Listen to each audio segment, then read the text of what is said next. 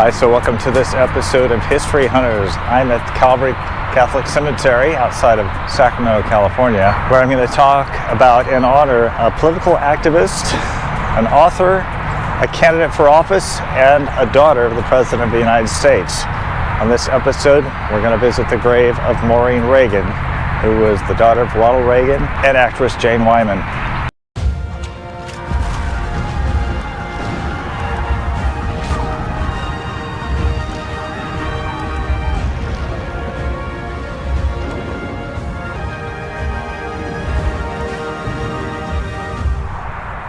Now, obviously, the reason that Maureen Reagan is buried here is because she was a Catholic. Her service was also held at a Catholic church in Sacramento, downtown Sacramento, one of the best known churches in Sacramento. Whoever believes in me will never die.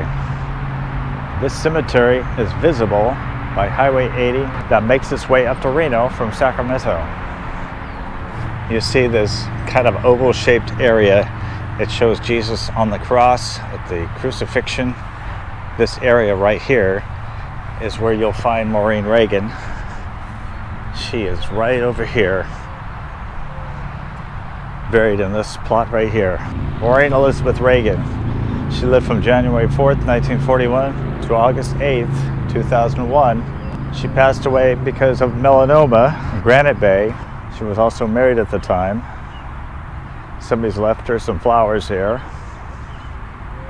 Of course, you probably know that her story began with the marriage of Ronald Reagan, a B actor, and an actress by the name of Jane Wyman. They got together, they were married in January 1940, and a year later they were pregnant with Maureen. Now, the couple also had another daughter by the name of Christine, and she passed away right after childbirth, so we'll never know what her story would have been. Being the daughter of a very famous busy actor and actress did not present Maureen with the best childhood. Ronald and Jane were not getting along and split up in 1948 for various reasons, including that she was bored with his political interest, and there's indications that Reagan became jealous of his wife winning an Oscar nomination for The Yearling in 1946. Shortly after their divorce, when Maureen was 7, Jane sent her off to an East Coast boarding school, which caused her to grow up fast and become responsible for caring for herself. Jane would often tell her daughter, quote, "If I get hit by a Mack truck tomorrow, you're going to have to take care of yourself." Well, it was not easy, but in those days, that was what people did. In the motion picture business in those days, you worked 6 days a week, most nights into the wee hours. There wasn't any time, and so you had a choice of isolating your children as a single parent at home with a housekeeper, or sending them away to school, and the thing to do was send them away to school. Basically, at the age of 7, I realized that I was never going to have anybody to run home to with a problem again, that I was on my own, and I've been living that way ever since. Creates all kinds of problems. Maureen graduated from Marymount Secondary School in Tarrytown, New York in 1958 and briefly attended Marymount University in Virginia before dropping out against her father's wishes. At age 18, Maureen aspired to be in the limelight and wanted to be famous like her parents. She entered the Miss Washington competition in 1959. Now, a lot of people don't know that Maureen Reagan was also an actress. She appeared in The Love Boat in 1977. She also appeared on an episode of Marcus Welby. She also was in Kissing Cousins with Elvis Presley, so she actually appeared in that film as well. This is a photo of the very young Maureen, who was posing with actor Herschel Bernardi when she had an acting role in the Arnie TV series. In 1975, she landed a role with Robert Urich in the made-for-TV movie The Specialists. 1976 found her appearing in The Highest Mountain episode of the popular Marcus Welby MD TV show. Mermy, as she was nicknamed by her dad, appeared on the TV show Dallas in the last of the Red Hot Lovers episode. In this 1971 Dean Martin TV show episode, Maureen did a silly skit with Meredith McRae and Gail Martin. But when mother comes along, she silences the others. She accomplished something that is very rare in mothers.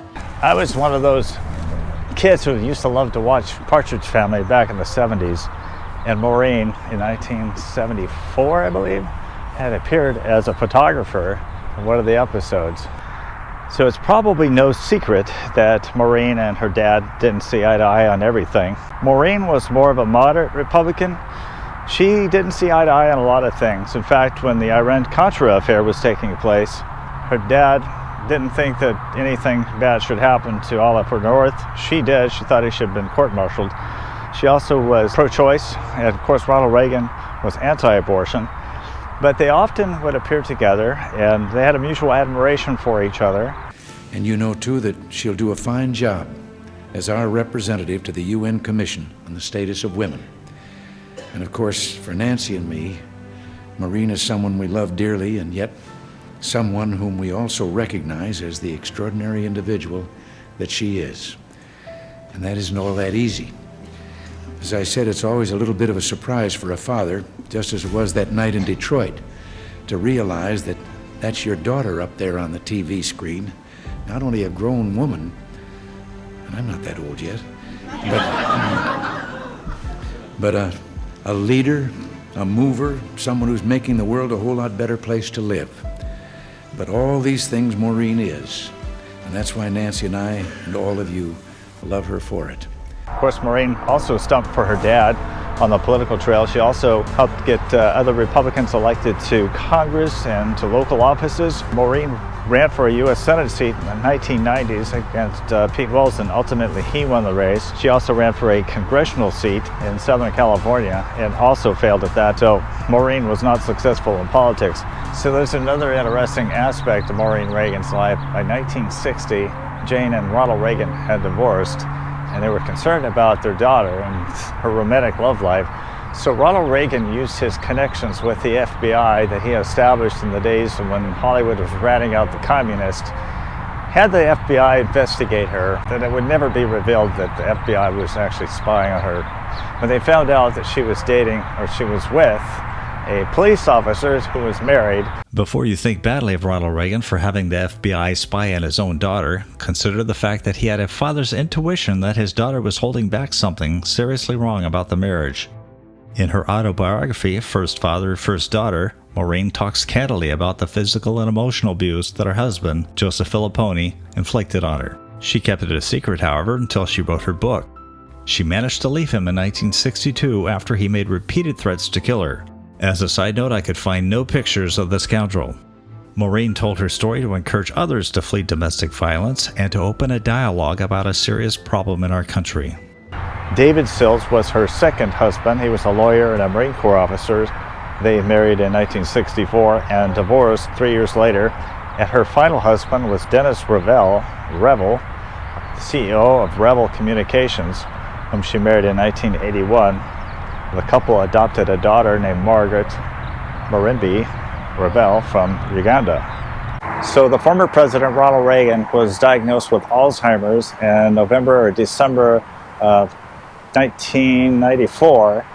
His daughter Maureen was very supportive. Unfortunately, she developed melanoma, and when she was being hospitalized for treatments, she was just floors away from her dad, who was also being hospitalized there for a fall. So he was there in the hospital for that. Maureen died in 2001. Ronald Reagan was too sick to even attend his daughter's funeral. Her funeral was attended by her stepmother Nancy Reagan and her mother Jane Wyman. Speaking at her funeral on August 19, 2001 at the Cathedral of Blessed Sacrament in Sacramento was actor David Hyde Pierce of TV's Frasier. David and Maureen had become acquainted through the Alzheimer's Association. He recalled his friend's tireless devotion to fighting the mind-robbing illness, telling the mourners, quote, "When she was given lemonade, she did not make lemonade. She took the lemons, threw them back, and said, 'Oh, no, you don't.'" So I want to thank you for participating as we pay tribute to Maureen Reagan, who was somebody who really loved her country, really loved her dad, and was trying to make this world a better place through her Alzheimer's Association and promotion of that worthwhile activity. We have spent a lot of money on AIDS research. We've spent a lot of money on cancer research, and I don't think that we're spending enough on Alzheimer's research, because as we get older as a population in this country, this problem is only going to get worse, and there needs to be some remedy for it. But I want to thank you again for checking out this episode of History Hunters. You know the spiel at the end of this. We'd like to have you leave a comment and give us a thumbs up. Helps YouTube promote this channel to others. Thank you so much.